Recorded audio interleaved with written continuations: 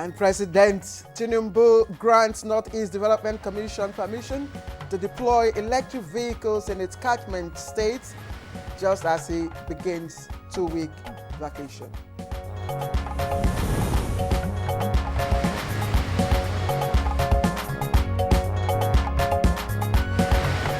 Six qualified gas companies to get 100 billion naira to promote government's gas initiatives.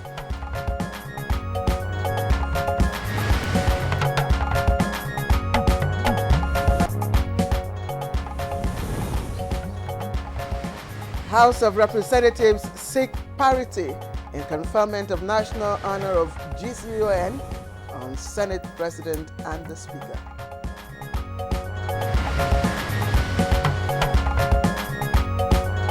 And on Good Morning Nigeria today, our focus is on the presidential CNG initiative and how it is transforming Nigeria's transportation sector.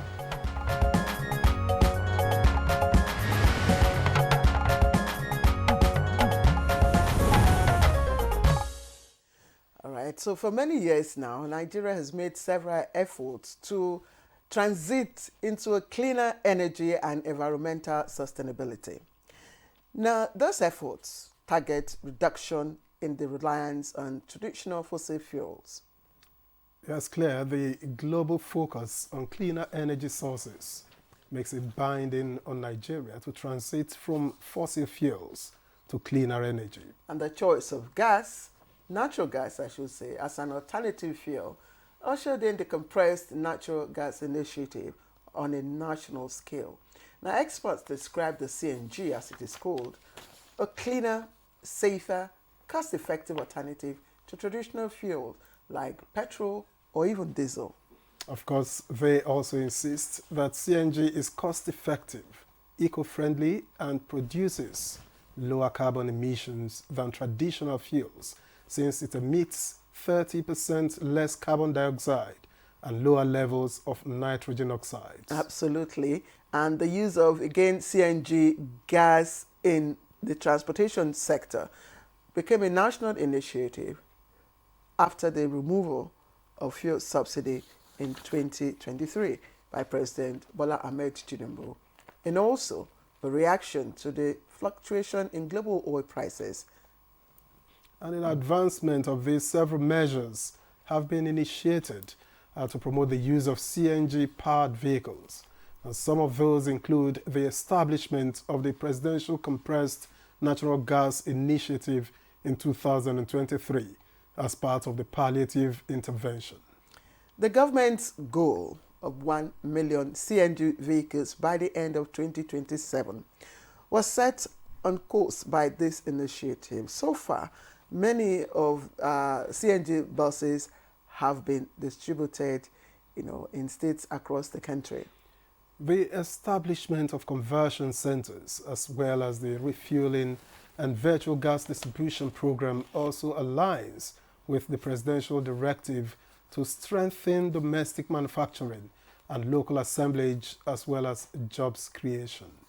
Indeed, and I must say, Victor, also to meet our nationally determined contribution to climate change. Of course, during the COP's agreement, that was also taken. So, and government is partnering several private sector holders, especially in the area of transportation and energy sectors, to enable it to achieve its target of, mainstreaming CNG in, use, domestic use.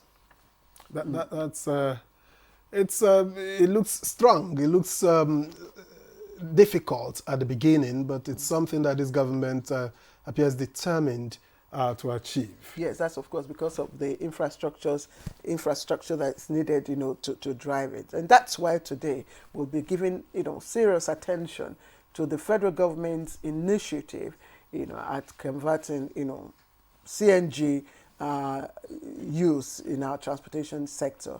That's our program on Good Morning Nigeria this morning, and we are glad to have you join us on the program as always. I am Claire Adelabu Abdulrazak. And I'm Victor Azo. Let me also welcome you to today's program. Of course, we are reaching you on the network service of the NTA, As usual, Chukwudi Okoli Obaja will join us later on for the newspaper review. I think I've heard his voice somewhere. But that will be after Don't say he's Comfort in the building again. Amodu gives us highlights of the news. Good morning, Comfort. Good Comfort morning, is in the Victor, building. and Claire, you're also in the building. All right, let's head straight to the news now. 16 people have been confirmed dead and scores declared missing following a boat mishap that occurred late Tuesday night in Bajibo community in Mokwa local government area of Niger State. A statement by the head of Niger State Emergency Management Agency in Asema, Abdullahi Baba Ara, who confirmed the waterway tragedy, indicates that the boat was reportedly conveying more than 300 passengers who are mostly women and children. And the victims, who are said to be traveling to celebrate Maulud, an Islamic festival in neighboring community before the tragedy struck. The statement further added that local divers and other volunteers have so far rescued about 150 passengers. Away from that, President Bola Ahmed Tinubu is in the United Kingdom, for a 2-week vacation as part of his annual leave. And the president departed Abuja through the Nnamdi Azikiwe International Airport at about 2:30 p.m. on Wednesday. Secretary to the Government of the Federation, George Akume, and Chief of Staff Femi Gbajabiamila were among the top government functionaries who bade the president farewell, and a statement by the presidential advisor on information and strategy, Bayo Onanuga, indicates that the president will spend 2 weeks as a working vacation and a retreat to reflect on his administration's economic reforms. And he's expected back to the country after the leave expires. Before his departure, President Bola Tinubu granted an express approval to the Northeast Development Commission, NEDC, for the deployment of electric vehicles and its catchment states. The NEDC, along with its Chinese partners, presented the samples of the electric vehicles for the exhibition at the State House. President Tinubu, alongside Vice President Kashim Shettima, inspected the vehicles, including a 40-passenger capacity bus, saloon cars, and 8-passenger capacity tricycles. And the president expressed satisfaction following the approval that the commission should go ahead and deploy the e-mobility in the northeast region of the country. The Chief Executive Officer of the Commission, Mohamed Al-Khali, who briefed the State House correspondents on this development, explained that the Commission would, in the next 2 years, produce over 10,000 e-vehicles under the initiative. He said the government and the Commission has also obtained the presidential approval to build 5 and 10 kVA modular solar power units in each of the 6 states within its jurisdiction as alternative sources of recharging the vehicles.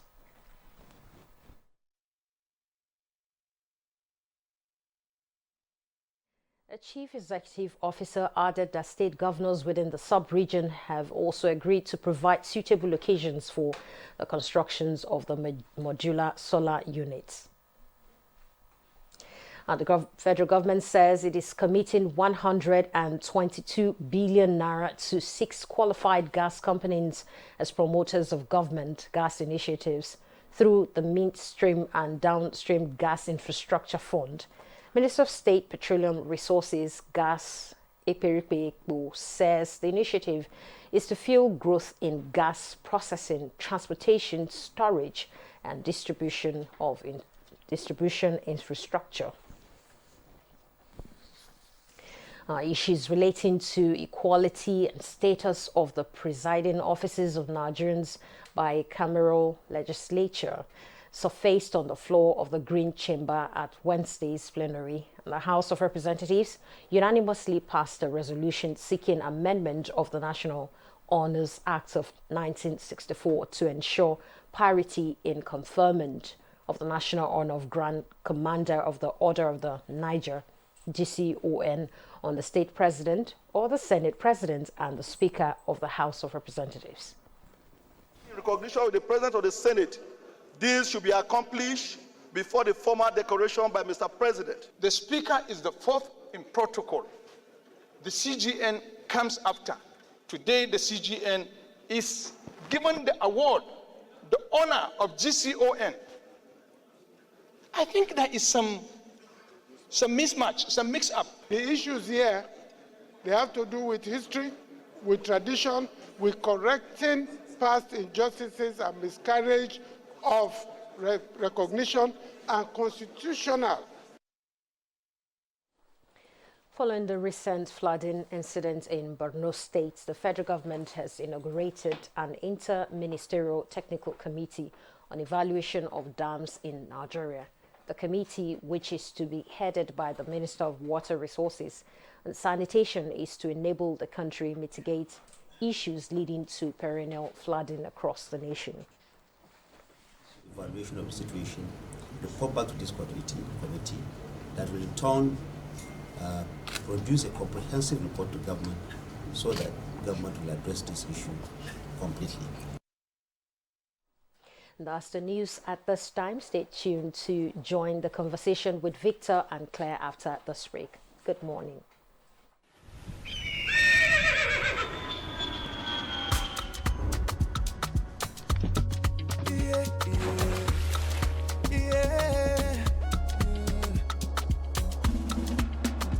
From the Atlantic across the savannah to the Sahara, we rise, a land of the free, we know they tire. We dream great, our spirit is undying. Resilient, rooted like palm tree, we sway in colors, with undying demand. We bet solutions, we ignite passion, yeah. Each ethnicity is unique, we have more than just a nation. We are Nigeria, we are Nigeria, strengthening unity. We know they carry lives. We are Nigeria, together live the dream of a land with great destiny. We are Nigeria. I am the real Nigerian. Brought to you by the National Orientation Agency, NOA. A new edition of TV Guide is out. This time, we got up close and personal with the transformational legislator, the Deputy President of the Senate, distinguished Senator Barrow Jibrin. We've created a difference in terms of representation through interventions that have brought an unprecedented infrastructural development to my area. This edition is a compendium of mind-blowing stories for your reading pleasure, ranging from technology, entertainment, economy, media, politics, family, and lots more.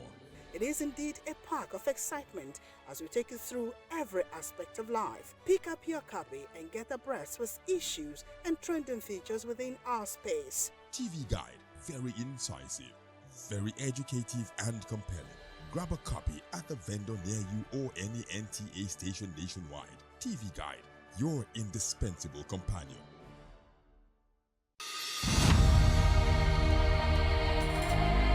You have to move from the point where you protect and defend your religion to a point where you also recognize the rights of the other person, of the other religion, and protect it.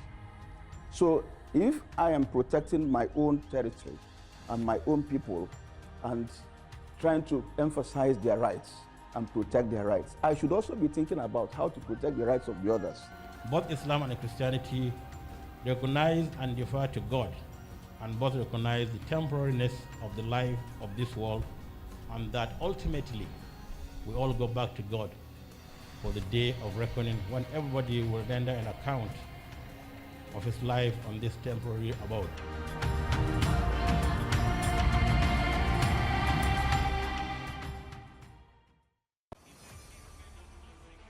The race to qualify for the biggest football competition in Africa is on, the 2025 Africa Cup of Nations. 48 teams in 12 groups, with only the top 2 teams in each group qualifying for the African Cup of Nations in 2025 in Morocco. Don't miss the action, suspense and unrivaled coverage on Afro Sport TV and its affiliates partners across Nigeria. starting from September 2024 to November 2024. Afro Sport, your freedom of sport. This Saturday, Inter Milan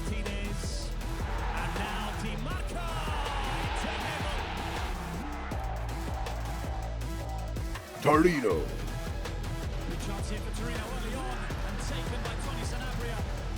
Inter Milan versus Torino, live on Sporty TV.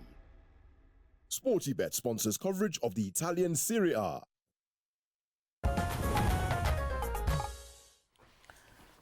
Thank you once again for joining us on the program this morning. You're watching Good Morning Nigeria live on the network service of the NTA. It's time now for newspaper review. Please still stay with us.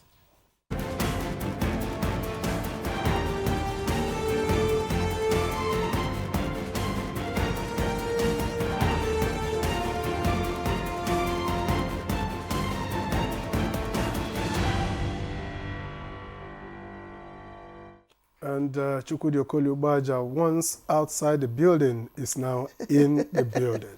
Good morning. Don't listen to him, Chukwudi. You could as well mold me into the blocks that are holding the roof. But you are in the building. I said don't listen to him. You? I said don't listen to him. Don't just say anything. He's just trying His to... use of prepositions in English is malicious. No. He was only trying to see if he could pull your legs. Yes. Yes. But can he pull my legs? The My legs long are so enough. close to the ground. I have a firm grip on my legs. Anyway, Chukwudi, Good morning. How are you, Victor? How are you, Claire? I'm all right. Good to see you guys. I am feeling like the sunshine. You look it. So, Victor. Okay, let me begin from here with the blueprint. Quite a number of stories on the front page of the blueprint. But let's begin with this one at the center. 64th Independence. Reps reject CFR national honor on Tajuddin Abbas. Demand Akpabio, CJN Kekere Ekun's GCON status for speaker. Okay. And above that, sandwiched between that story and the nameplate. Tinubu approves deployment of electric vehicles by NEDC. That one is on page 6. In business, FG's dares to attract $90 billion World Bank AFDB power project facility. Page 20. And in sports, AFCON 2025 qualifiers, Osimhen doubtful for Libya doubleheader. That one is on page 32. And on the strip to the right, terrorists slaughter 6 farmers, abduct 5 others in Borno. Ndume 6 urgent intervention. That story continues on page 8. And then we see the picture story of the president apparently departing the Nnamdi Azikiwe International Airport, Abuja, yesterday for the UK on leave. And Maulud Nabi, both ferrying 300 capsizes, in Niger.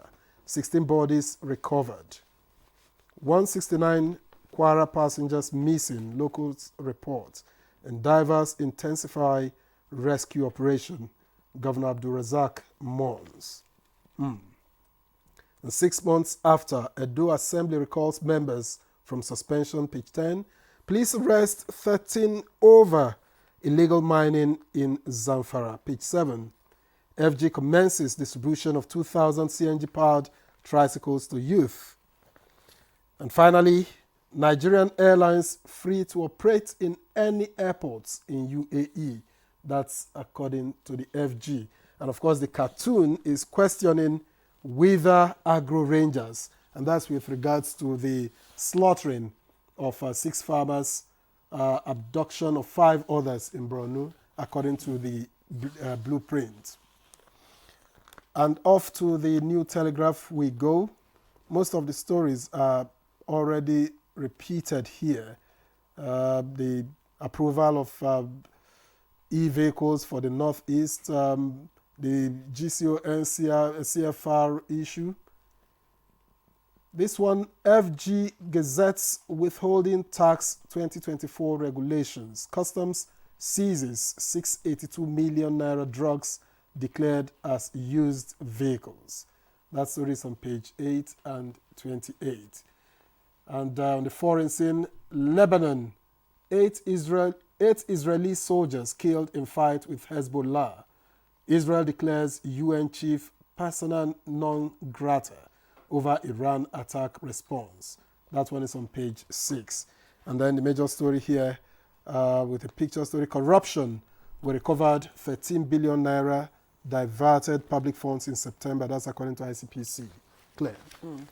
Okay, and the sad story, of course, you must have heard in our news this morning, but it's a headline story on the front page of Daily Trust. 16 buried, 150 still missing after Niger boat mishap. Ferry conveying 300 Maulud celebrants and rescue operation still ongoing. 182 lives lost in 3 years.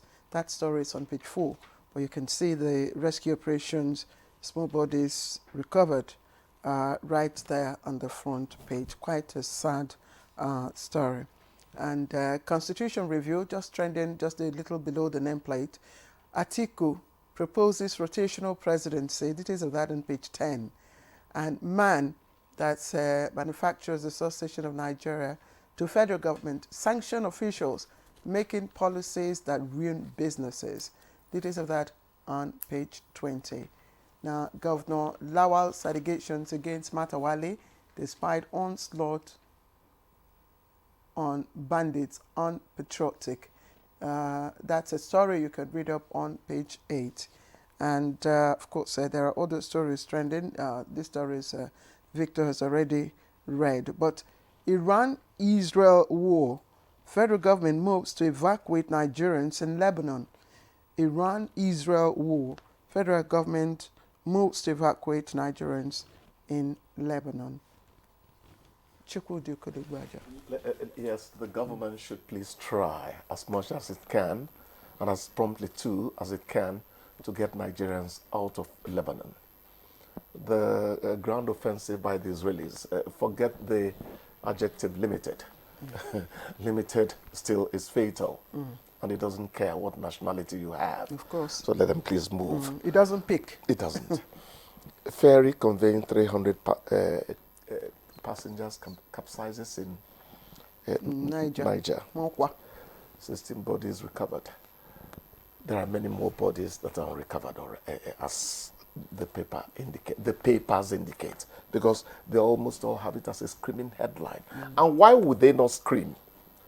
They are saying that this is the second incident, this year in the same village. The first incident occurred a few months ago when around 60 market women were involved in a mishap. The questions you want to ask are many. Are these really seaworthy craft? Yeah, there's nothing like water-worthy because there's road-worthy. Whose job is it to ensure that the craft that we put on water, that they are really in a shape to even carry animals, let alone human beings? What was the punishment we meted out within the past 3 years when we have been reporting boat or ferry mishap and all that? My people say it's only a tree that hears they are coming to cut it down, and it waits for the axe. We have to take preemptive action against preventable mishap, presentable calamity, preventable tragedy. What is happening is not tasty at all. It is not fair. These are human beings. Precisely. There are some people who actually set out to kill themselves. I'm sorry to say this. You see that a boat is overloaded, a ferry is overloaded. You're still telling the boatman, the ferry, driver, I hope that's what they're called, I can manage this space. No. We want to save your life, even if you don't seem to cherish it, because that is part of the problem. You have raised maybe 2 or 3 issues. Three issues. Yes. The first one is, again, the type of boat. Yes. Whether it is a canoe or a boat Whatever or a ferry. Then the capacity. Thank you. Than our own individual decisions that we... Oh, yes. You yeah. will be surprised. Yes. That is even more harmful. If we can have either of the papers on air, you will see that what is shown is actually the traditional canoe. Chukwudi, if you take a look at it. That's the canoe, yes, as we know it. Exactly. So you can begin to wonder how many people will be ferried across a river in this type of canoe. I don't think that's the craft that had them. That but this is have 200. Exactly my thoughts. No. Exactly my thoughts. But that's probably just to illustrate. No, but this is rescue operation continues. That one may be for rescue. No, Maulud. Yeah, no, it's not for rescue. It couldn't possibly have been that size. That can't have 100 people. Yes. That can't have. But in any case, of all the issues that Chukwudi has raised, it's just 3 in 1. Whatever the canoe, whatever the boat, let's maintain the capacity. Exactly. What's the capacity? It doesn't matter what individual decisions are. It doesn't matter what how many boats there are. Just stick to the capacity. And that's where that's where and lack of regulation. And that's where NEWA, that's inland what do you call it? Waterways, authority comes into play. They are the regulators. The maritime regulations, yes, pertaining that must be observed. Yes, they are the regulators. And again, we've emphasized here on this program, time and time again, about the essence of safety jackets. Yeah, it's actually one of the things that are taken up safety there. jackets. Yes. So, and we must ensure, as part of the regulation, that, operators of these canoes or ferries or boats or whatever we call them, maintain that standard. And force them to insure. Yes, and ensure that they force comply. Them to take out insurance on this maritime activity.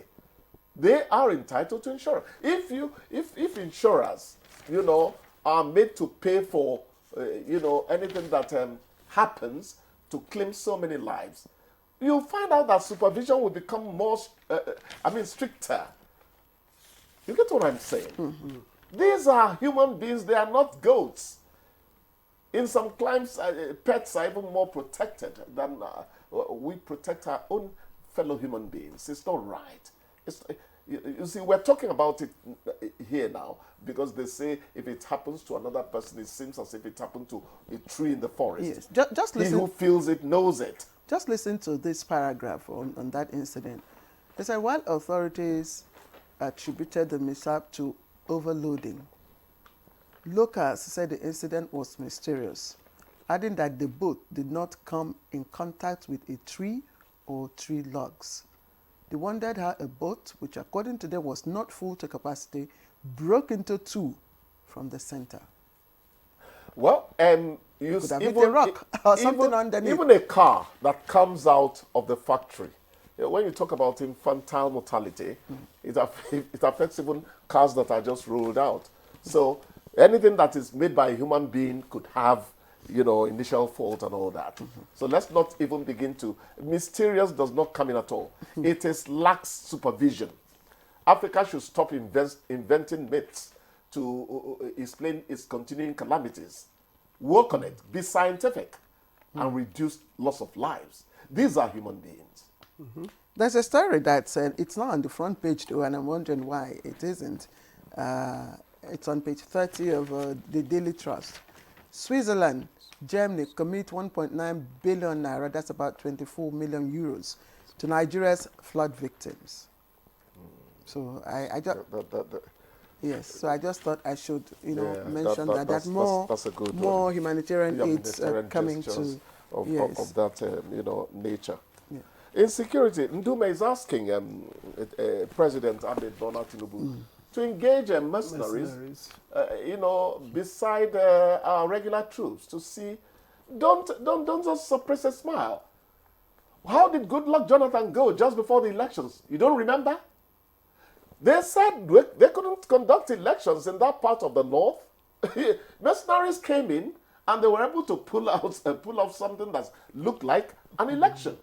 So please, if mercenaries can complement the efforts of our own soldiers, whom we commend from day to day, can we please go ahead and do that? I think what do mercenaries have that we don't? I think if we don't have it, then provide it. They come with their own baggage as well, so let's not even go there. But well, the authorities, the state agencies know the best option for us. It's just that it needs a little more commitment and, political will. But Chukwudi, we've been instructed that our time is up. Okay. So we must let you go. And go I will. Yes, and please but don't forget. Let's monitor our maritime activity properly. When is our con? When is he yielding? Go away and don't jump finish. For a moment, I thought he said, let's monitor our marital activities. Mischievous Victor. Anyway, all right, we'll throw you out of this we'll see you program tomorrow. Yes, Chukwudi, have a good day. We'll see you tomorrow. This is too. Good Morning Nigeria. Don't go away. When we come back, we will begin our conversation on CNG-powered vehicles, and I'm sure this will interest you.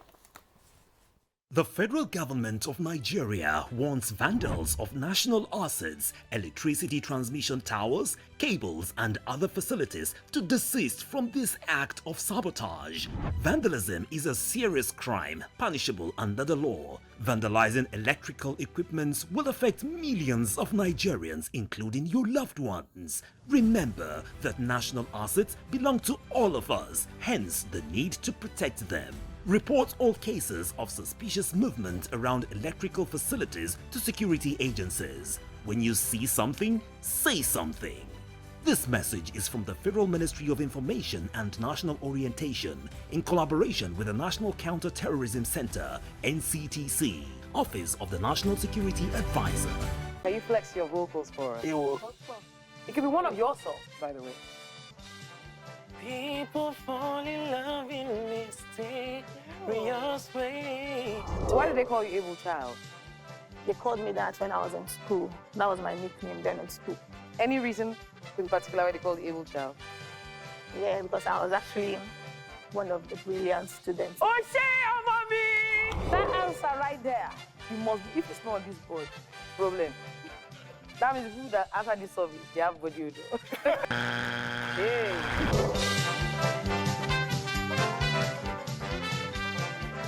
NTA Television College Jos, with a pedigree of producing indelible professionals in the media space and an affiliate of the prestigious Ahmadu Bello University, Zaria, for the award of Degree in Mass Communication, calls on prospective candidates to leverage on the following courses it offers for 2024-2025 academic session. BSc Mass Communication, those with minimum admissible score of 180 and above who sat for the 2024 JAMB/UTME and direct entry, while 100 to 179 minimum admissible score can apply for the National Innovation Diploma NID in Film and Television Production, Broadcast Journalism and Television Engineering. For more inquiries, visit our website or call 0803 383 4343. Announcer, Registrar.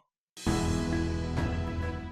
Council of Our Fathers. My advice to these young people is please do not take us back to those harrowing days. You probably do not know what it is. Nigerian youths, let's build our nation together.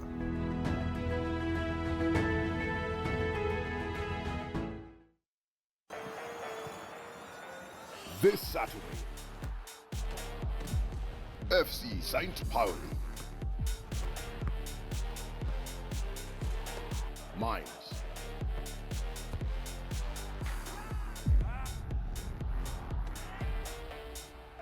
Watch live FC St. Pauli versus Mainz on Sporty TV. SportyBet sponsors coverage of the German Bundesliga.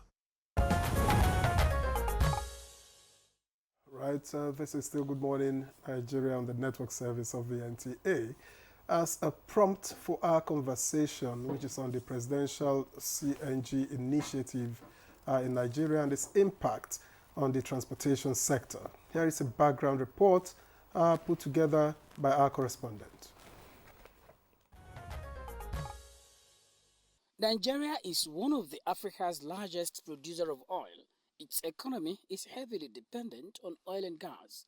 However, the country has her fair share of the global challenge of transiting from the fossil fuel to a cleaner energy.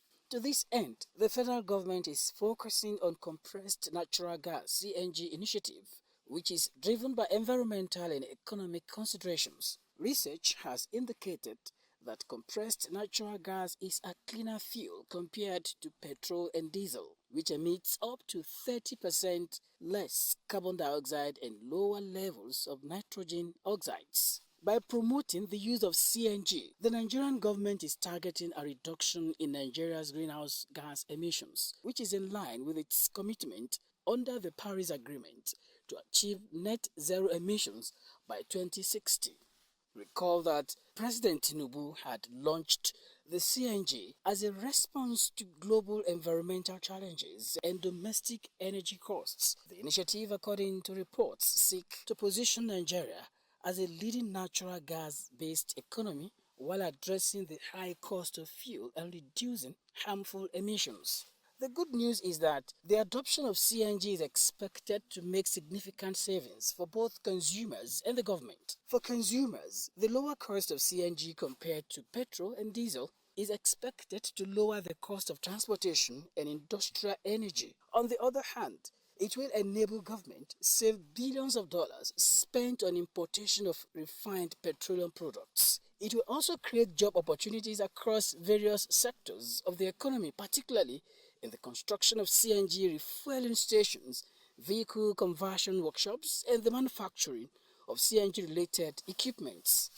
The development of the CNG value chain will also stimulate growth in the transportation and energy sectors, thereby provide employment opportunities for skilled and unskilled workers alike. Our guests on Good Morning Nigeria are already seated and will be looking into the pros and cons of the energy transition program of the federal government and the CNG initiative. All right. Thank you, Takwe Alabi, for the background report. And having guests right here in the studio, let me begin with the introduction of the Minister of State for Petroleum Resources, Gas, Ekberikpo. Ekpo. Thank you very much for joining us, sir. Thank you for having me. Thank you. Also here with us in the studio, we have Engineer Michael Oluagbemi. He's the Program Director, Chief Executive, Presidential CNG Initiative, PICNG Limited. And we're glad to have you. It's a pleasure. Engineer Oluagbemi. It's a pleasure. Thanks. And we have also been joined this time via Zoom from Lagos by Engineer Derek Ewelukwa, Managing Director and CEO of Jet Motor Company, and one of the FG-appointed assembling plants. A pleasure to welcome you to Good Morning Nigeria. Morning. Good morning, Nigeria. All right, gentlemen, it's a tradition when we have ministers coming to Good Morning Nigeria. We engage, the ministers for a while, about 20 minutes before we escalate our conversation. So we'd just like to engage the Minister of State for Petroleum Resources, Gas, to give us a brief overview of, policy initiatives along this line. And I will just like to begin, by asking, I know that Nigeria used to consider gas, as a byproduct of flaring. In those days, I mean, if you lived in the Niger Delta, you observe from Imiringi in Bayelsa, to Eleme, to Okrika, in those parts and other parts of the Niger Delta, you find, the skyline dotted with flaring and all that. And of course, considering the amount of natural gas that we produce, I'm just wondering, what's our attention, what's our behavior to gas utilization now? Yeah, thank you very much, the presenter. I really appreciate that. But let me begin by expressing my sincere thanks to the President of the Federal Republic of Nigeria for his wisdom and thoughtfulness for the creation of Ministry of Petroleum Resources, Gas, and beyond that, the establishment of a presidential initiative on CNG to take charge of that. Right, Nigeria is a gas nation, and we have been undermining this for a number of years until the present administration, empowered by the PIA, to expose and bring into fore the utilization of gas. So today, gas has taken the front burner in the administration of President Bola Ahmed Tinubu. It is a welcome development, and it is a route that will guarantee a safe environment. Gas is cheaper, safer, and of course environmental friendly. So when we go into CNG, as is being projected today, I would like Nigerians to really pay attention to the importance, the needs, why we need to go that route. It is cheaper, like I said, safer, and environmental friendly. Gas is processed in country.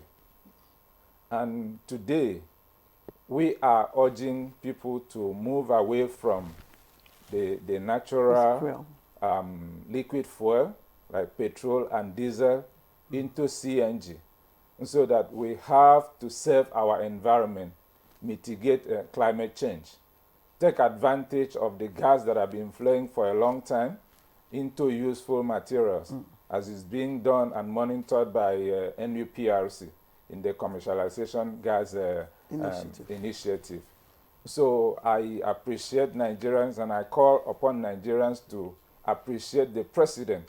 Today, it may look difficult, but I want to believe if we give him a little time, within the next 4 years, Nigerians will celebrate President Bola Ahmed Tinubu for taking this route of bringing CNG into operation in our country, Nigeria. But how much of the flaring has reduced? Because our reserve in terms of cubic meters of gas is quite enormous. We are number 8 in the world, yes. But how much of the flaring has come down? How much of it have we utilized? Do we have any statistics?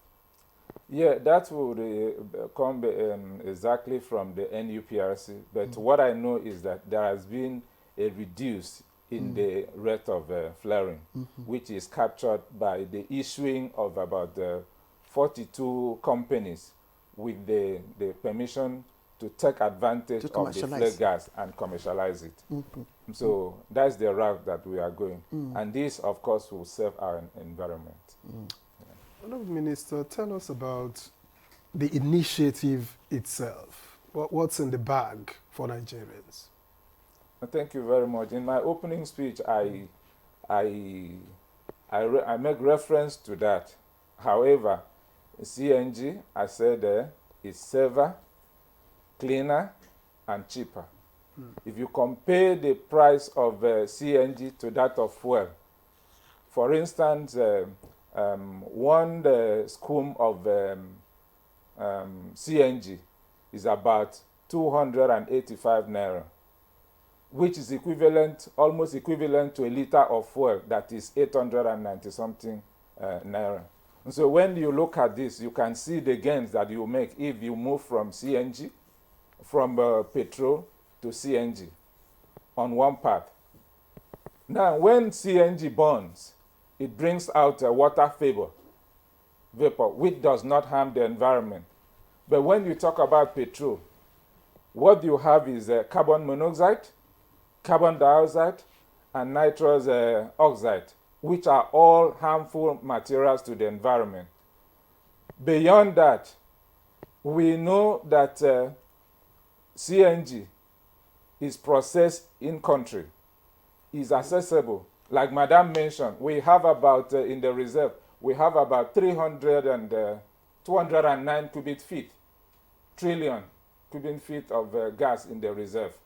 Today, by the records from NUPRC, we are producing about 7 billion cubic feet of gas daily.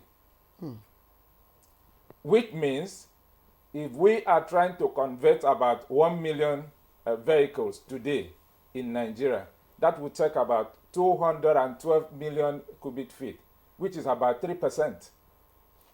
of our daily production. So we have it in sufficient quantity to feed the nation. All what we are saying is, come in, take advantage of what PCNG is doing, of the CNG, and live a clean life, so that we live a safe environment at our generation and hand over a safer environment to the upcoming generation. Okay, even before we delve deeper into CNG, application in the area of transportation, which is basis for our conversation. As the Minister of State for Petroleum Resources, Gas, we cannot but also ask you one or two other questions regarding our plans to commercialize, gas. And that was why in 2017, under the immediate past president, that commercialization plan was launched. How far? What's the update now on the commercialization plan for gas? Yeah, the plan is ongoing. Commercialization of gas. Number one, we've talked about what the NUPRC is doing in commercializing the flare gas. Beyond that, LNG is equally engaging other countries that comes in and take advantage of our gas. Recently, while I was in Houston, some other countries like Turkey, Saudi Arabia, and Egypt, they approached me on ways of coming in to take advantage of our gas. Of course, recently we went to Equatorial Guinea, still on gas issue, when the president signed a document with the president of Equatorial Guinea. So we are on track to commercialize our gas within the country and within the region of Southwest. When we, the western part of Africa, you think about recently, that is done with Togo, Ghana, and Benin Republic. We are extending to Morocco, as you have been hearing about the gas pipeline. These are all ways of commercializing our own gas natural resources because we have it in abundance. Are there modalities, template structures, for achieving this? Because I know part of the commercialization, of course, is conversion into transportation use, and then you have to build the network by which you pipe it.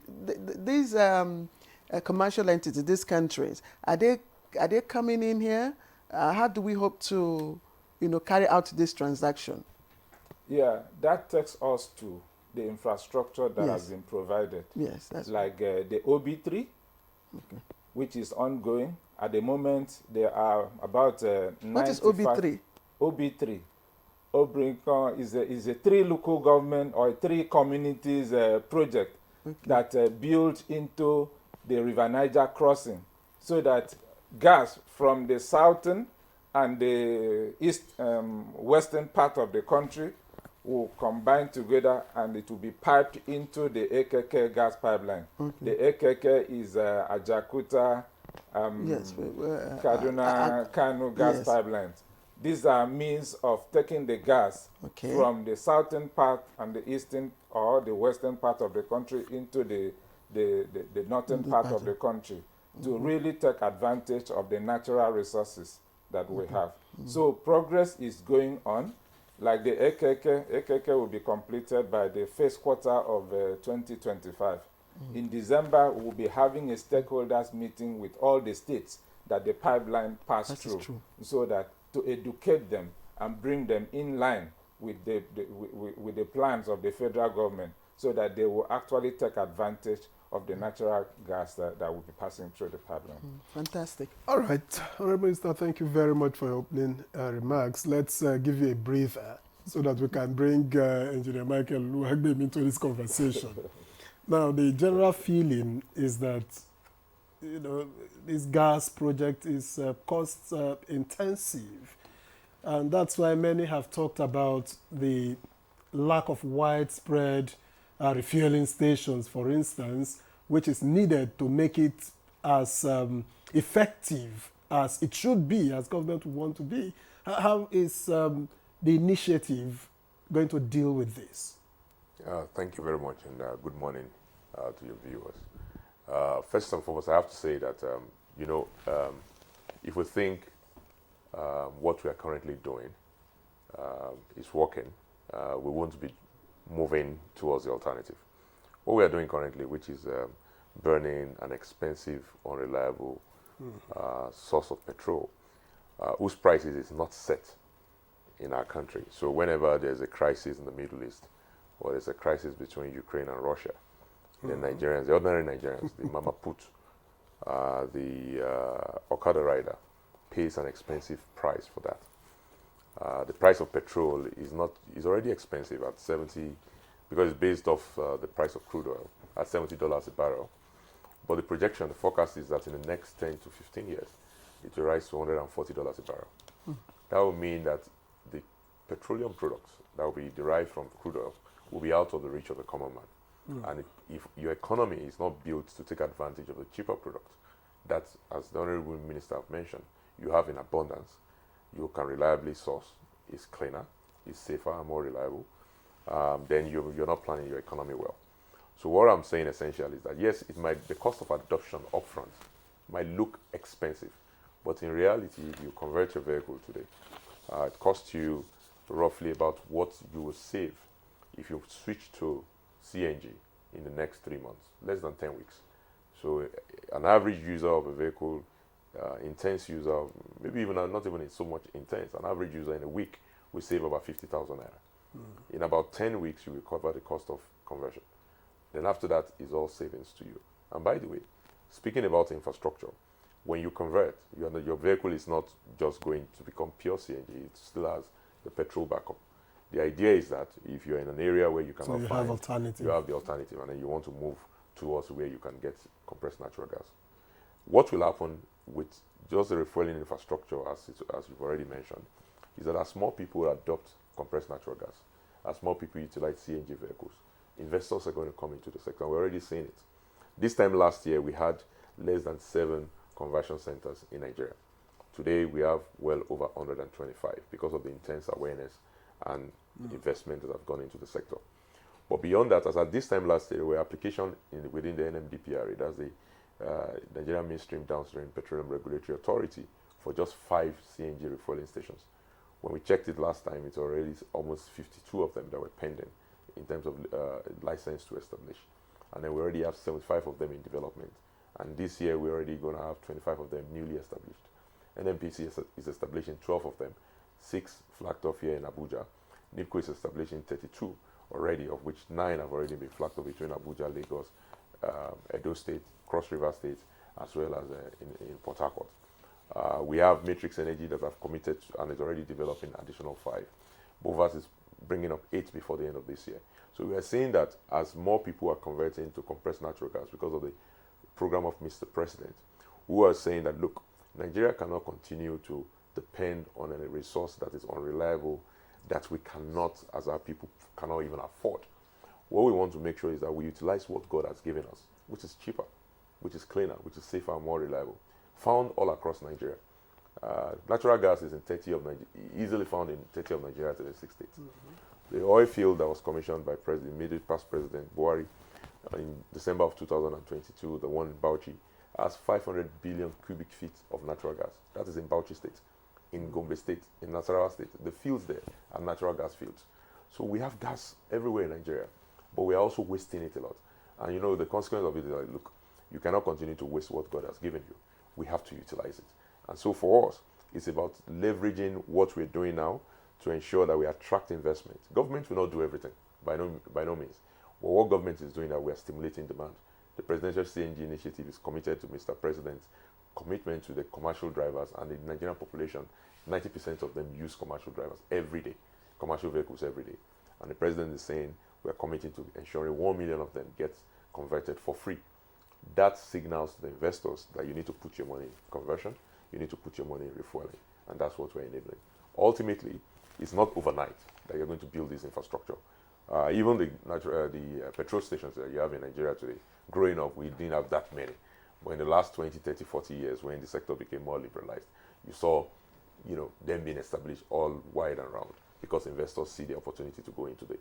So what we are doing on our side is demand stimulation that enables infrastructure investment. And it will happen. It's already happening, as I've already demonstrated, in terms of the numbers. All right, Engineer Oluwagbemi, thank you. Let's go to Lagos. Engineer Derek.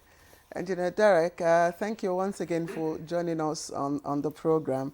And when we talk about the issue of applying CNG, to transportation sector, the idea,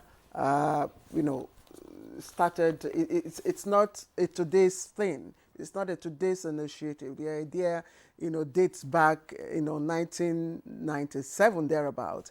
But of course, the process to actualizing it has been quite slow until last administration, and now it's been fast forwarded by the, Tinubu administration. Someone did a research, which I was able to lay my hands on, the economic, advantage of adopting CNG as an alternative, fuel. And the case study was the Port Harcourt-Onitsha Expressway.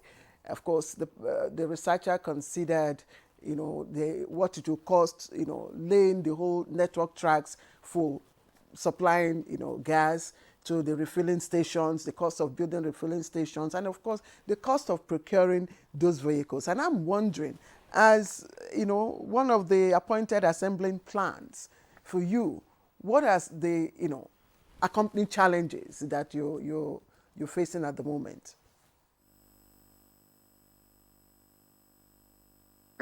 Thank you once again for having me on the show, and I am honored to be here with the Honorable Minister of Petroleum, Gas, and also the Chief Executive of PCNGI.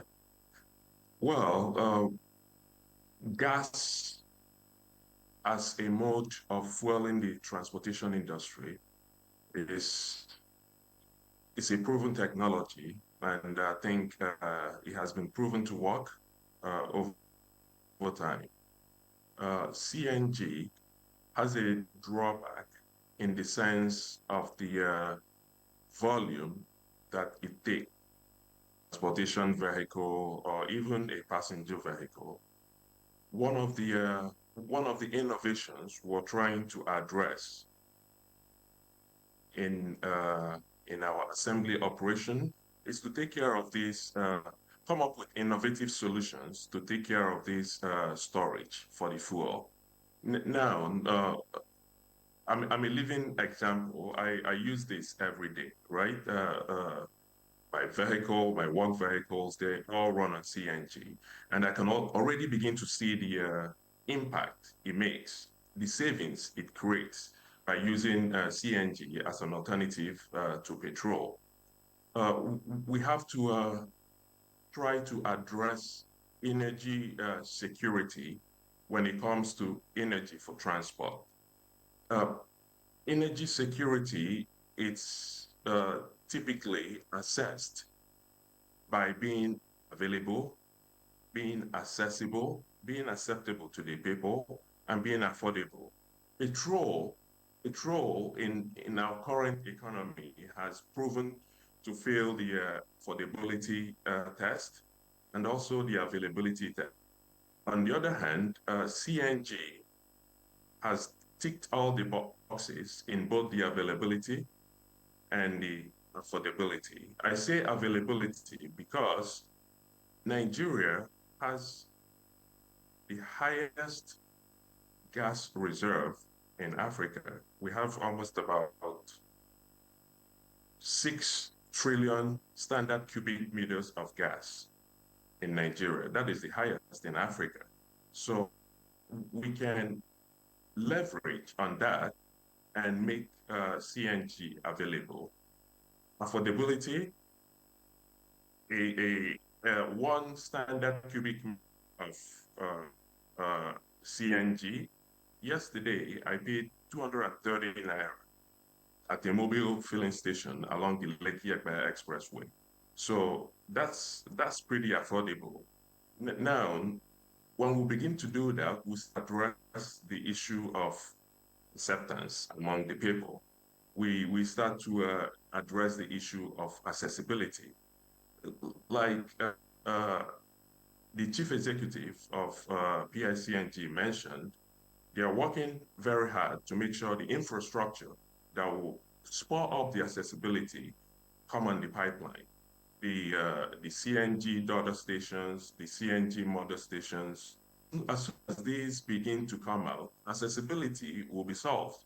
The presidency has taken a good initiative. They have created these policies to spur up the interest within this gas sector.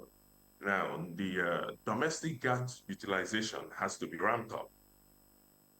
Engineer Derek, thank you. I'm also wondering, I don't know if, Engineer Oluwagbemi can also, weigh in here before we go back to the Honorable Minister.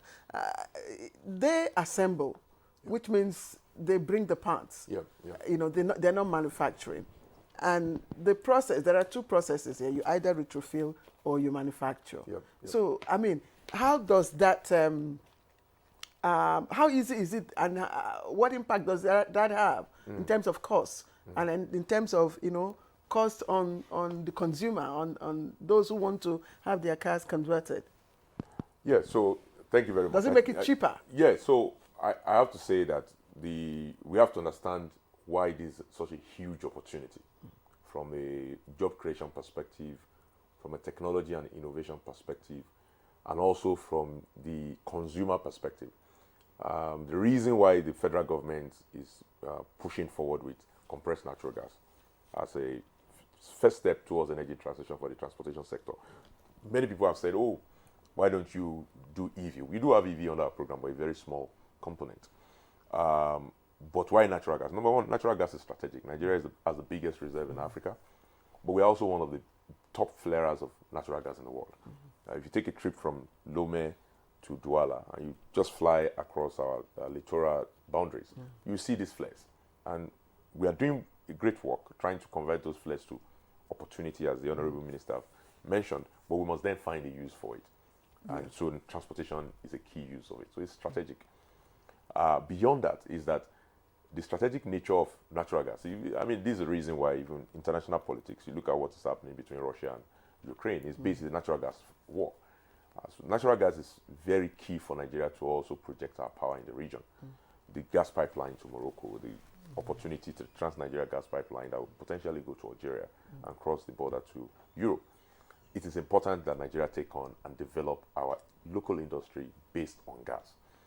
But the other part of this is your existing internal combustion engines can easily be converted to natural gas fuel engines. You cannot say that about moving from internal combustion engines, that we have about 12.5 million vehicles already, to EVs overnight, right? You cannot take an ICE vehicle and then turn it to an EV vehicle immediately. The cost of replacing one ICE vehicle with an EV is expensive, about $20,000 to $30,000 each. But with conversion kits, as he had mentioned, what Jet Automobile and many other manufacturers in Nigeria today, about four of them under the program, working on CNG, both tricycle and automobile. You can take an ICE engine and with just $500, you can convert it to use both PMS as a backup now and use natural gas. So you can see the number of vehicles you can quickly put to utilize the natural gas Honorable Minister talked about increases quantumly. So the amount of money you use to convert 1 million vehicles today is about between $500 million and $750 million in Nigeria today. That same amount, if you utilize it and roll it out to acquire new vehicles, it's not going to get to that level. You're probably going to acquire maybe 10, maybe 20,000 vehicles. So the huge opportunity. So it's better to have the assembled. Yes, it's better for us to grow the retrofit industry. Because it enables the automotive manufacturing industry. The automotive manufacturing industry is still very young in Nigeria, but we must encourage it. And you start with leveraging on the technology capacity that your retrofit industry is going to build. Your retrofit industry, which we are now enabling with these conversion centers, you see the technicians, the auto mechanics. They're not just auto mechanics again. They've gone from the level of trying to fix your car to now trying to enable your car to work on compressed natural gas. They're understanding the working of an engine. They're understanding the working of the electronics. They're programming vehicles. They are doing. I visited one of them in Lokoguma last week. He does 12 vehicles a day in terms of conversion, and does this in the parking lot of a filling station. And then he has a classroom that is not up to a third of this room, where he churns out 40 students every week, training them in different areas. He had already broken down the process of retrofit into almost like an assembly plant, which will then enable the assembly and manufacturing industry. Auto manufacturing in the world is advanced. There's no country that by itself can say it's manufacturing a car. There's no car that is manufactured in Germany, for example. Reality is that Germany will source the steering wheel from the United States, the bag, the airbag from Japan, and all of that stuff. In reality is that auto manufacturing is now a much more specialized industry. So what we are doing is that with the retrofit industry, Nigeria is getting in the game. We are training our young people how to get in the game. Within that industry now, you are seeing young people that say, okay, there's an opportunity in terms of tubes that you're going to use for pushing the natural gas from the cylinder at the back to the engine in front. There are young people that are going to be programming ECUs, and they will understand the working of those ECU modules, and then they'll be able to build one, right? There will be industries that will be created as a result of this. Just the brackets alone. There's a steel fabricator here in Abuja now that is beginning to produce steel brackets to hold the cylinder behind your boot. That's an industry. So you are beginning to see that our industries are responding to this huge investment by the federal government of Nigeria in the presidential CNG initiative to drive the conversion of 1 million vehicles, but also to deploy many new vehicles through our auto manufacturers. A new assembly plant was opened in Shagamu in May to work on CNG tricycles, and we were there. Just last week, 50 young people have been trained as technicians to do assembly, and they plan to increase that to 200. That is job creation, but that is also technology transfer. These, I think, are the critical opportunities in the industry. All right, thank you very much, Yunugwabim. But let me also say, you've alluded to it earlier. You talked about being able to recoup your cash of conversion over time. But it's just like saying that if you build a house, you will stop paying rent. When you calculate your rent for a period of time, you will see that you've ended, but you first have to build the house, right? So if you can't afford to do conversion, which is the case for many Nigerians, and then you can't be talking about recouping. So what's the template and timeline for dropping the price to the level of the ordinary Nigerian? Yeah, so for the vast majority of Nigerians, 90% of them use public transportation. The immediate plan is it is free for you, essentially, because all the public transport vehicles in Nigeria today can go into any of our enabled 70 conversion centers as at yesterday under the conversion incentive program of Mr. President, and a commercial vehicle can get their vehicle converted for free. And to me, that is huge applause to what Mr. President's vision to drive down the cost of transportation. Now, for the private people, you and I, we are elites, to be honest. If you have a vehicle in I'm Nigeria, not. You are. you're a university graduate. You think you're so? an I'm elite. not. You're an elite. So if you have a vehicle, you're an elite. Now, we do want to understand that the cost of upfront costs is huge. But it also dovetails to another program of Mr. President, and we're working with them already in terms of the consumer credit. You cannot build an economy just based on cash. And this is like one of the examples.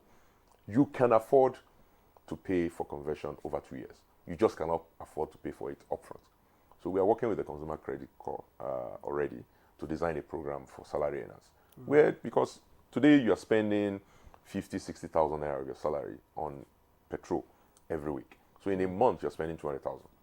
But you will drop that to 40,000 naira if you convert to CNG. That means you have 160,000 naira saving. If you put 100,000 of that towards conversion kits, in terms of paying little by little, pay small, as they call it, you finish paying for your conversion kits in no time. So we need to use one of the president's program, which is consumer credit, and which the president believes so much. I mean, Mr. President, for the longest time, if you've been following his political career, has been talking about the need for consumer credit, because that is the only way you can build an economy that is vibrant, that is dynamic, that works for the common man. You buy a house, you buy it cash. You buy a car, you buy it cash. Now you're trying to convert cash. It's almost impossible. So we are trying to take those two programs and marry them and enable this conversion industry, and we're working on it. Engineer, do agree with me. Our colleague, and we call Lydia Sampson. She's our correspondent, energy correspondent, and she has had her own car, converted. And when she was sharing the details with us, she actually said that she spends. And by the way, we call her our woman leader. So just on the lighter and note. I'm a womanist. You know that, right? that's interesting. So you are a he for she. Yes. Okay. So she was sharing, the ups and downs of it, and she testified that she spent about 14,000 naira in a few months. Yes. So which is a good thing. But one thing I want to find out from Engineer Derek is I don't know if there are two things, if there conversion centers and the assembly plants, because I know if you're retrofitting, you are basically doing the same thing as converting your cars, putting the necessary facilities that will enable you to, convert to gas. Your assembly plant, are you basically retrofitting? Is that what you do? And how, possible is it for you? I mean, what's the load that you're having to deal with? What's the number of people coming, for conversion that you're having to deal with, and how are you able to handle? Thank you. Well, an indigenous assembly plant, automobile assembly plant, we're not a conversion center. I want to put it out there. And we do assemble based on the SKD model. SKD, by that, I mean semi-knockdown model, whereby you bring parts of the vehicle already semi-knocked from the OEMs. Just like Engineer Mike had mentioned, automobile manufacturing has evolved, and we will of innovation and advancements. So for now, we bring those SKD modules, and we put them through our assembly plant and put them back together, and it becomes a fully built up unit, FBU. Now, in the process, we attach all the compressed natural gas components. We are intentional when we do this because we pride ourselves not only as an indigenous company, we also pride ourselves as an innovative and sustainable company. We wanted to do things differently by making sure that the vehicles we assemble are a little bit sustainable for the environment. Our flagship product, which was an electric vehicle, is still our baby. We haven't left that track yet, but the time will be right when we'll get on the bandwagon again. But to solve the immediate need of Nigerians when it comes to transportation, I align with the federal government. Natural gas is the low-hanging fruit to get us there, at least for now. It's cheaper, it's cleaner, it's more available.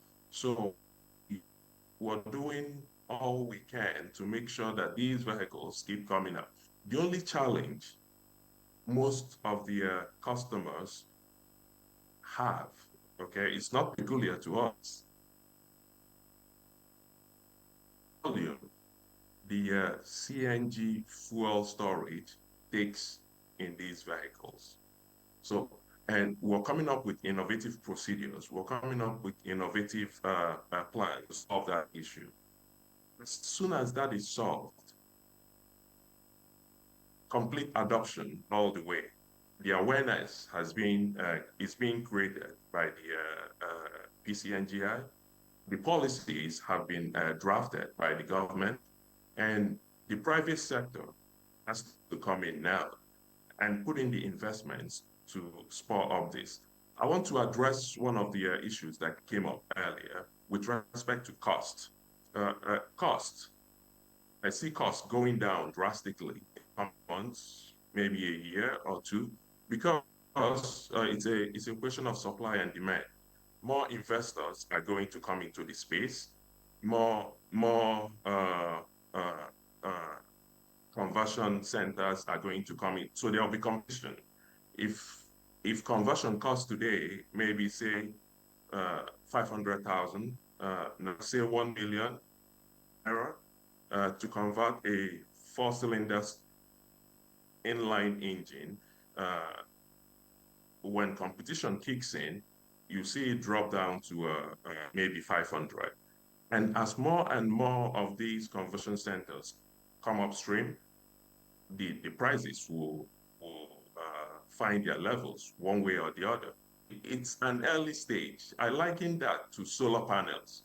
Remember back in the day when solar panels was in area in this country, but today, an average, you see them spanning up everywhere across the country. Okay, so the same thing, well, it's baby steps. We're in the early stages of CNG adoption. So in no time, I believe the cost will come down.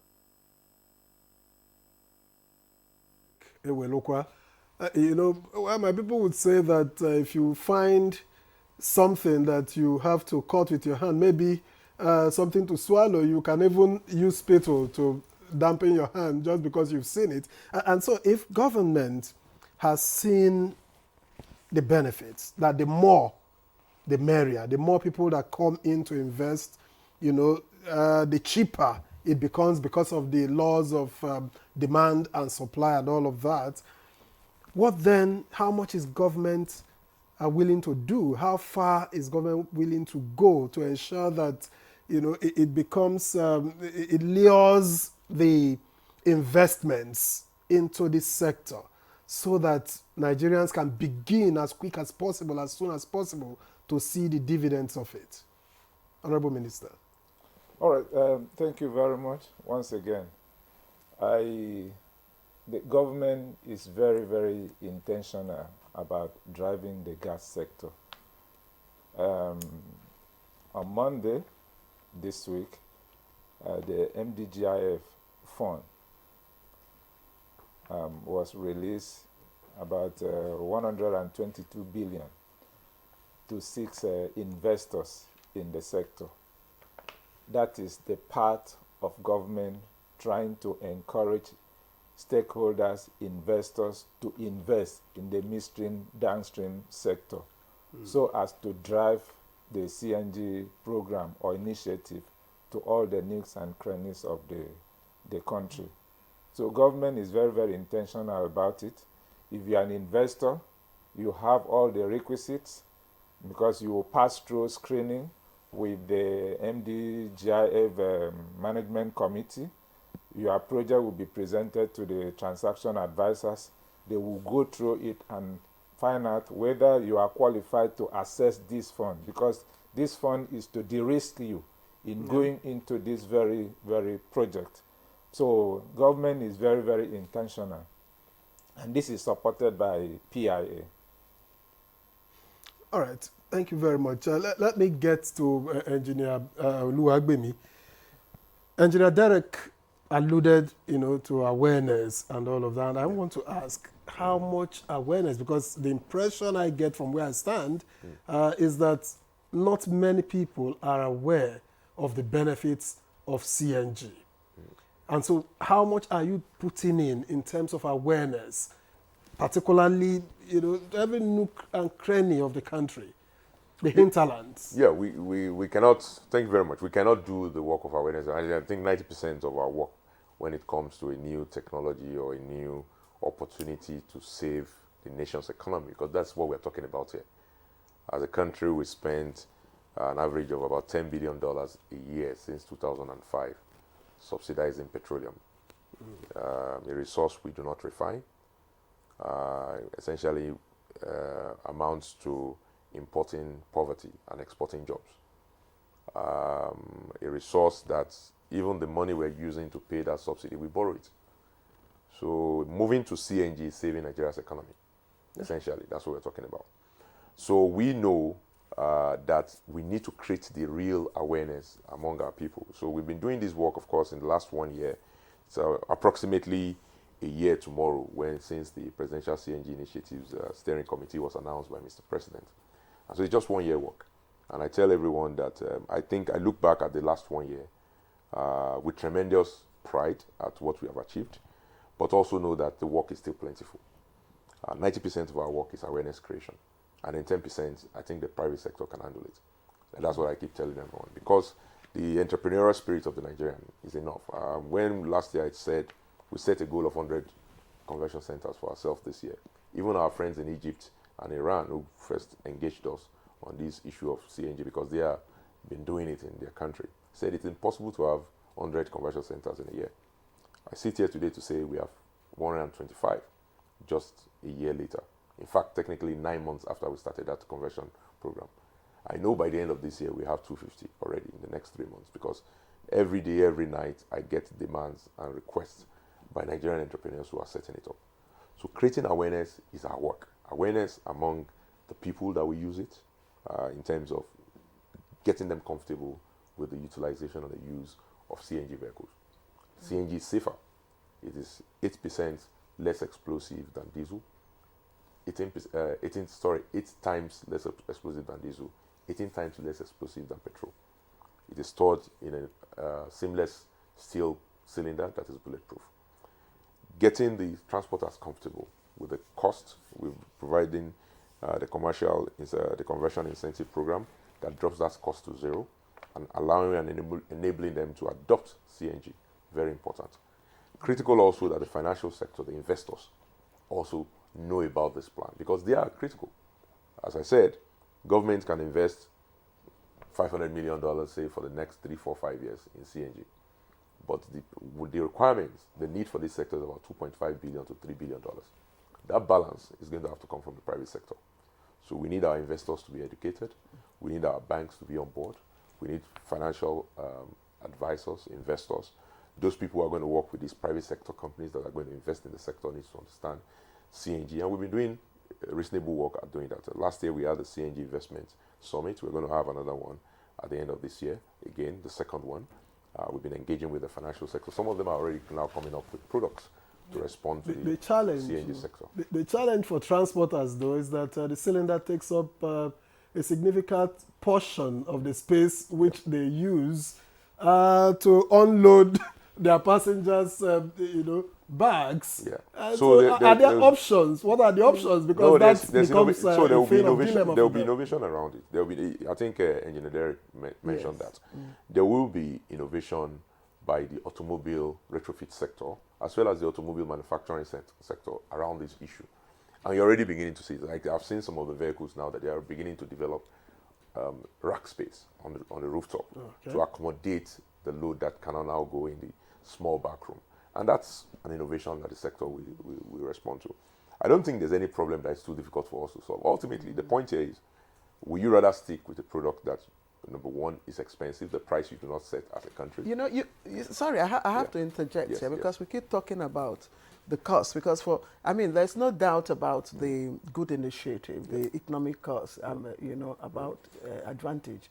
There's no doubt about that when you eventually get it. But we must also talk about the cost and the kind of people you want to reach, the kind of people you want this to impact on. You mentioned dollars. It might not resonate with the viewer there, because they say, this initiative that they are talking about, dollar. Let's come down to our own Naira and Kobo. First of all, for those who have even converted their cars, I'm wondering if your speed of setting up the centers is matching up with the demand now, because a lot of people are eager, to have their cars converted. And I see in one or two centers around, I see queue. Even when my colleague was, doing her report, we saw, a queue of... It's a good problem. Yeah, it is a good problem, but how fast are you matching up with the demands? It's not about, so I will Yes. say this again, it's not government. The centers are not set up by government. The president was very clear. He doesn't want our work as an initiative to replace the innovation and entrepreneurship of the private sector. We want the private sector to take charge. Our work is to be catalyst.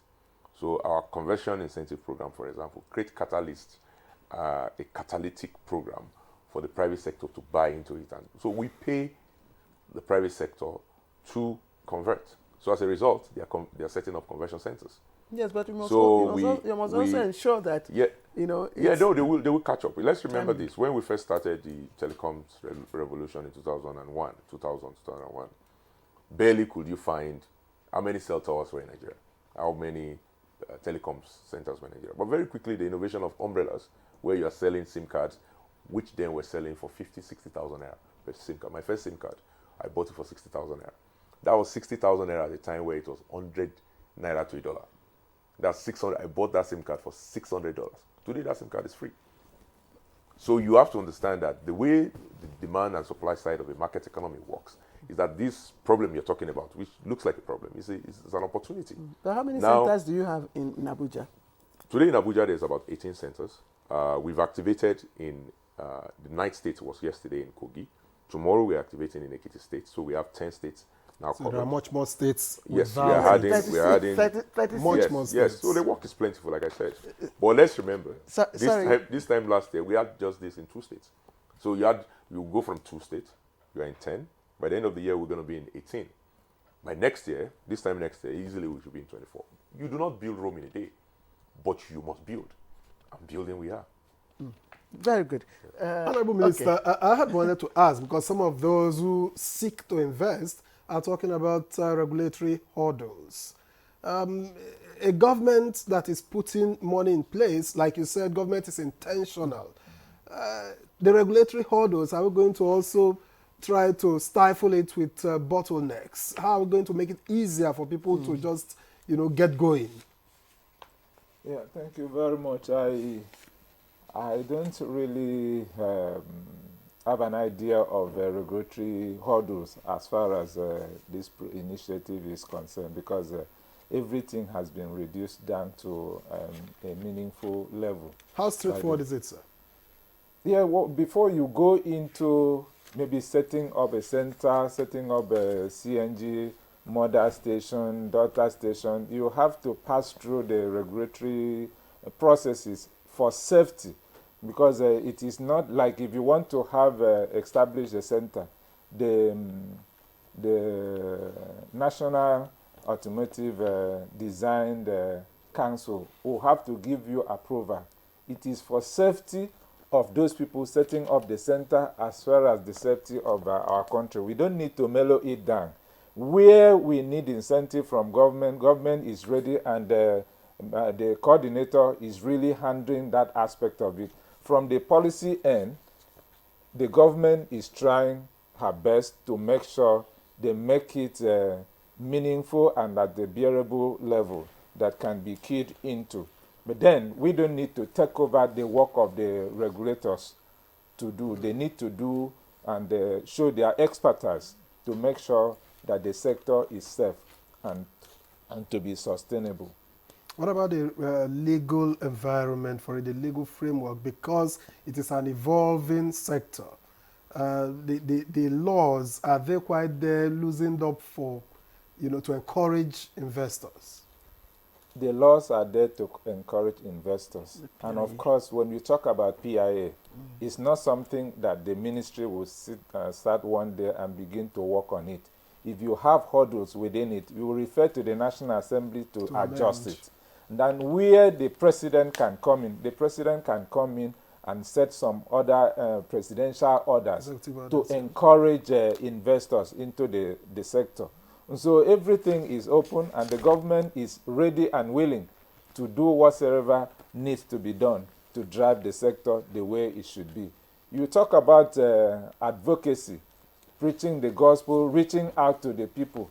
My ministry is doing the same thing, because we collaborate with the PCNG Currently, you can hear on television when we are telling people the importance of keying into CNG, LPG, and LNG to give a safer environment. This preaching will continue like that. Like he said, it is expensive today.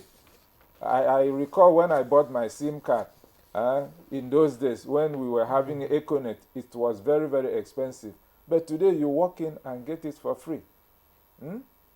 Appreciate the fact that Nigerians are saying it is difficult, things are difficult. It is difficult for a time. Very soon we'll get over it. It's just for us to endure. Let me say this, as a Christian, when the children of Israel were coming out of Egypt, led by Moses, and got to where they got stuck in the Red Sea, they told Moses, we want to go back to Egypt and continue to eat the watermelon and all those things. But Moses was under the unction of God to continue with the journey, who provided a way out of it. That is where we are finding ourselves in Nigeria.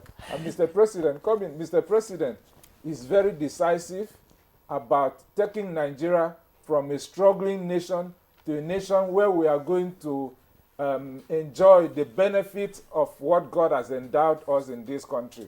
So he's very, very intentional about it. I don't want us to... Yes, Minister of State for Petroleum Resources, I'm sure that every Nigerian, on this, every Nigerian is with Mr. President and the initiative, but we also want that every average Nigerian, like my colleagues say in the studio, you see them, should be able to afford a CNG-powered vehicle. That's why when we come back from this break, we'll go back to Engineer Derek to find out the cost of obtaining or procuring is one of those CNG vehicles that you are assembling.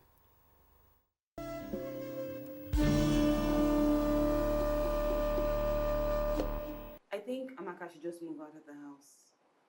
Yes. No. Standing out of the house is not the right thing to do. Oh, there you go again with your sentimental family stuff.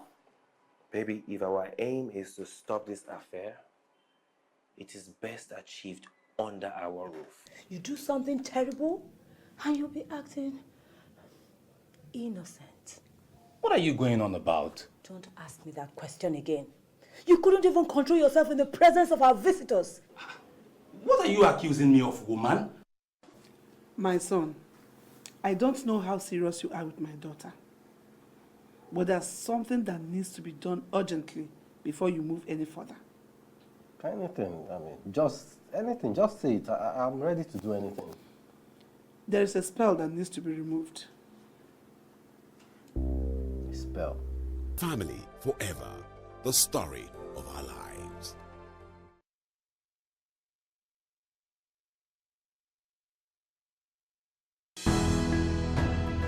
The counsel of our fathers.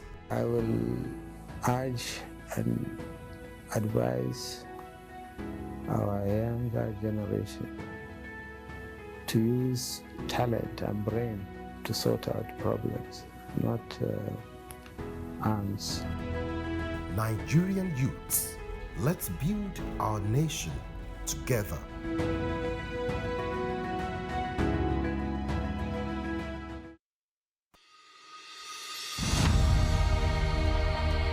Nigeria means a lot to me. And Nigeria means peaceful cohesion. My country.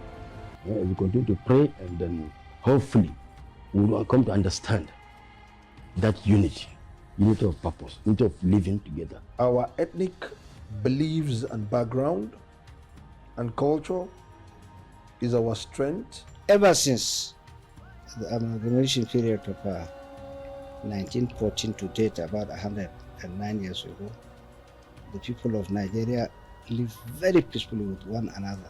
I think diversity helps a lot to enhance robust development in Nigeria. All over the country, you have so many ethnic groups, over 250. That is enough to tell you that this is a blessed country, that, that God has kept, together as one indivisible entity.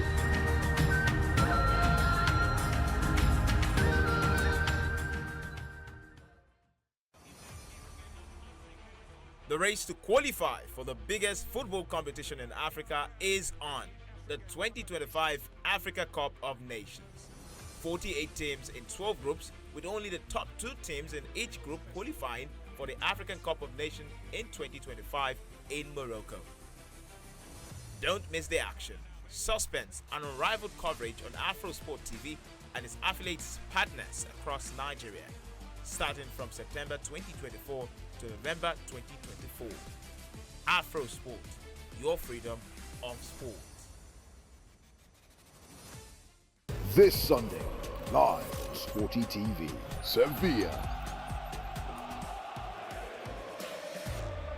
Real Betis.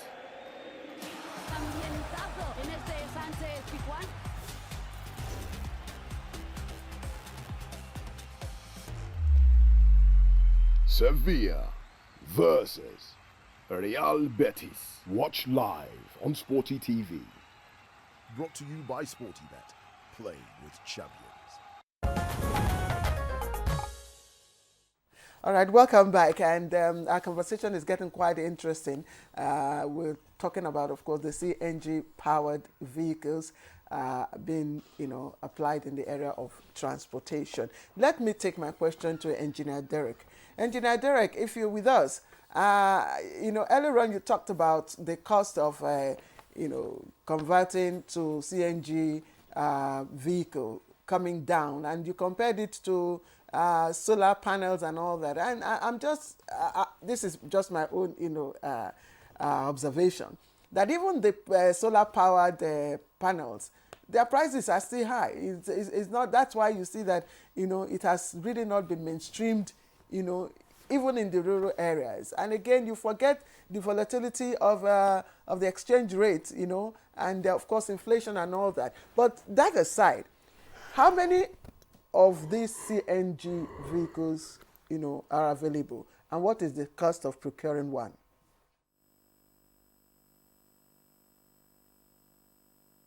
Thank you once again. When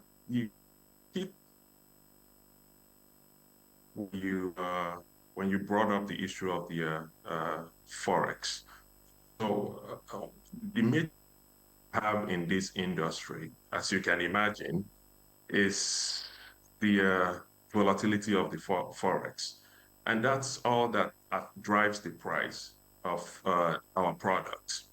Again, we're intentional on the type of vehicle we're churning out from our assembly plant. Engineer Mike mentioned earlier that 90% of Nigerians rely on public transport. This is the most mode of transportation for majority of Nigerians. So we were intentional in picking a model of vehicle that will address that need, make it affordable, make it a little bit cleaner, and put people in them, move them from point A to point B.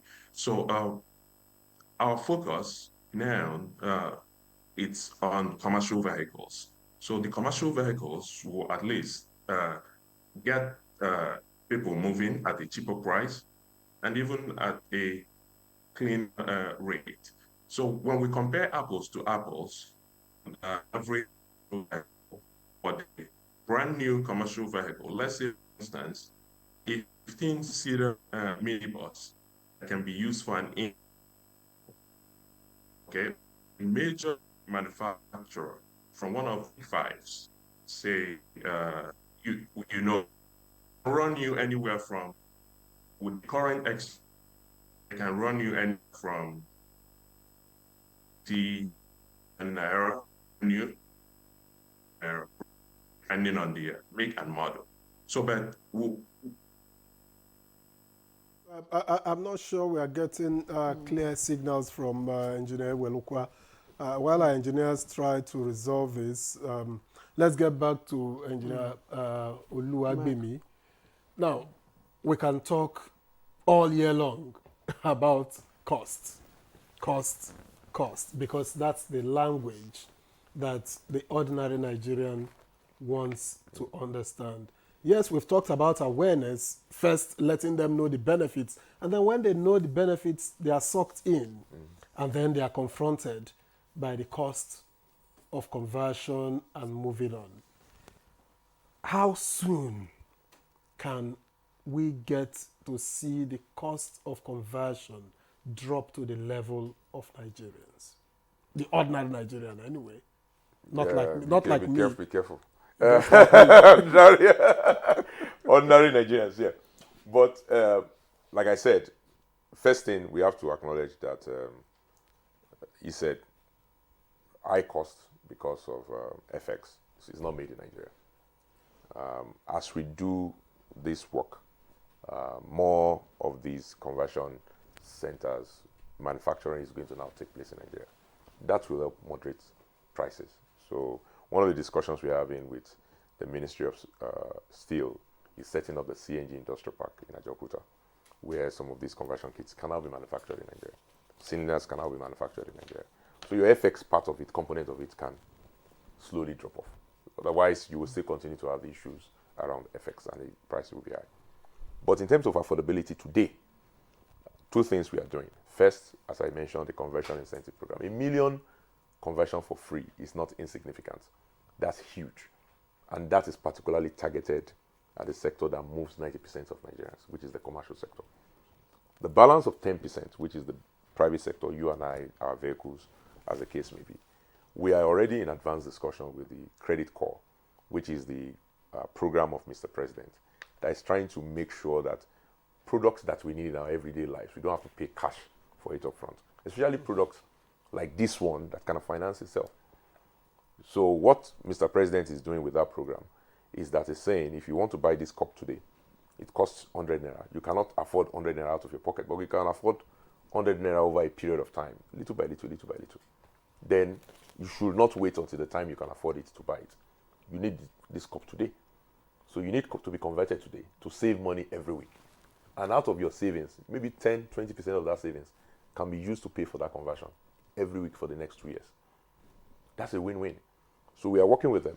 We will announce a program very soon. I think they are very interested. We've already lined up 2 pilot institutions. So something will be signed in the next 4 weeks. And it will be enable you, individuals who want to convert their own vehicle, to be able to afford it.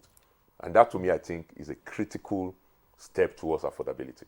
But you cannot get there long term. It's not sustainable long term if we don't bring production in country. Because it's not everything if you look at today now, just between yesterday and today, because of the Iranian-Israeli conflict, the cost of moving a good from China to Nigeria has gone up by 40%. I know this because we have suppliers in our program that immediately wrote us. So we cannot subject our economy all the time to these shocks. If we are doing it locally, that cost of good is less next to zero. Engineer, I like you. I don't know.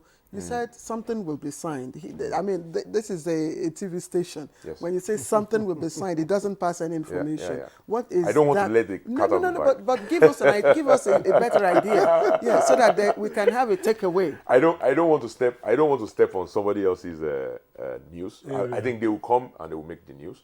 But I can assure you that we are working with that program. It's another program, an initiative of Mr. President, designed to enable you, the consumers, afford anything that is so-called expensive upfront. Okay, that's better. And so they already see this. In fact, their first program release that was done 2 weeks ago, they are doing a specific design for conversion kits. Okay, that's fine. But so my question is, the free conversion that you're offering the commercial sector, the transporters, how does that translate to reduction in transportation cost for other Nigerians who do not, have a car, and ultimately help to cushion the effect of the high cost of transportation and subsidy? Yes, it has. In fact, what we're doing, so we had the first test of this last week. This program, this free conversion program started in the beginning of September. So what we did last week was we are working with NURTW on specific routes. So we took the Abuja to Itakpe station, and Abuja to Adavi station, and Abuja to Ajaokuta stations, which are railway stations, by the way, that take people from Abuja all the way down to the south, which is Delta State and Edo and Delta States. And we gave them free conversions on 100 vehicles each for each of these rail stations for vehicles coming to Abuja. And immediately we secured a 40% fare discount on those 3 routes. And we're already planning to do additional 8 routes next week. So what we are doing is that for corridors where we already know there's CNG, I told you CNG is not instantly everywhere in terms of being dispensable to vehicles today. But we are following what the what the investors are doing, and we are also attracting them, enabling them to cover more places. But today, between Abuja and Kogi State, there's CNG. Do we have the names of those commercial vehicles so that the they are tagged. commuters They're not even just so it's not Yes. just based on our signing. It's not just about name. Every vehicle that is converted is tagged as a CNG vehicle. You will see it yourself. Okay. The route price agreement was specific. We did not just say drop it by 40%. They're dropping from 30,000 to 7,000 naira for 4 to 6 to 6 to 8 seater vehicle, and for 4-seater vehicle to 8,000 naira, right? So it's specific pricing, price drop. Beyond that is that we have joint monitoring teams with the Nigerian Union of Road Transport Workers. So we monitor those routes upon completion of the first 100 vehicle conversion. And we plan to complete those 100 vehicles for each of these 3 stations in the next 4 weeks. We've already sent those vehicles now. They're being inspected as at Monday. They should be converted at the end. Conversions will start at the end of this week.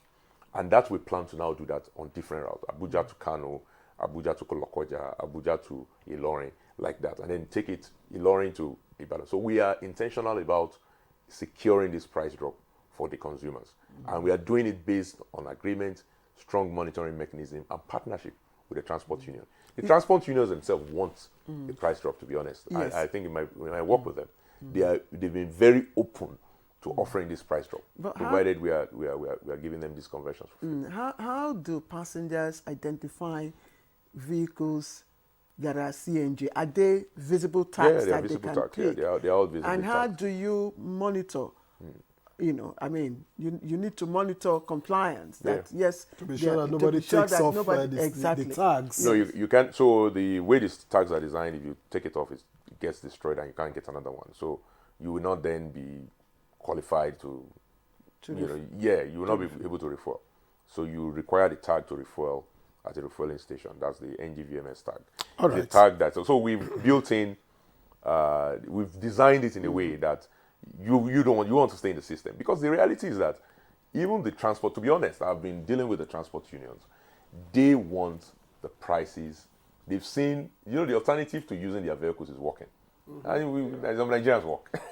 So they know they want to broaden their own market. They are not people that want to keep the savings to themselves by themselves.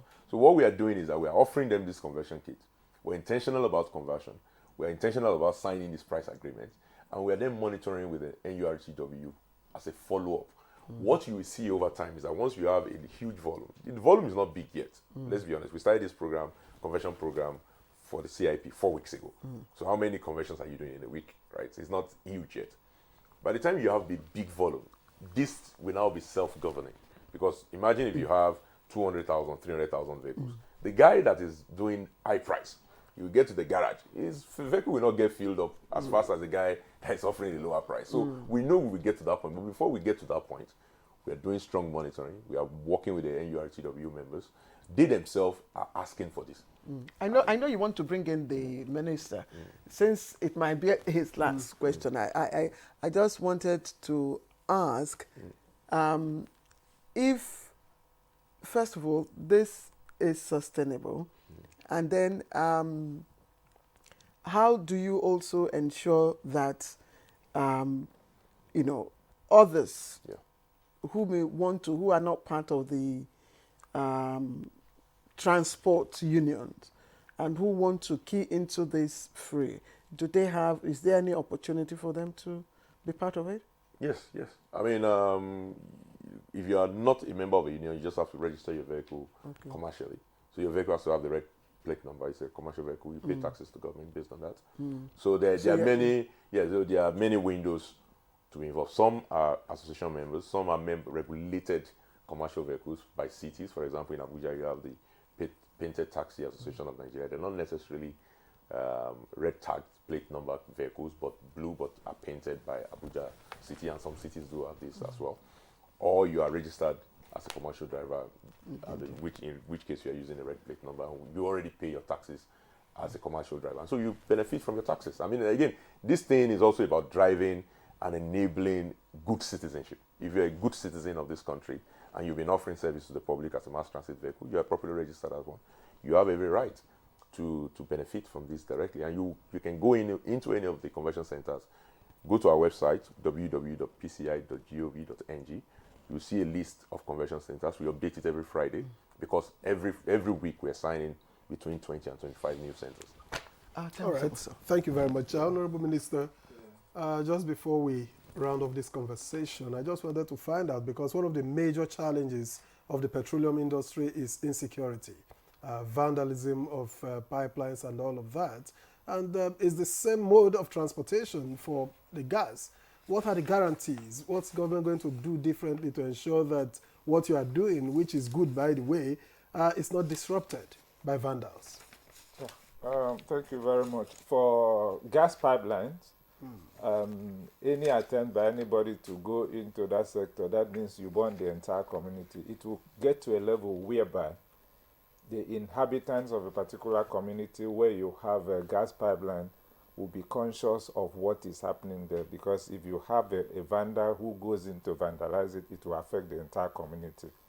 However, the NNPC, they are doing a great deal of work in getting the private sector to monitor the gas pipelines so that nothing happens to it.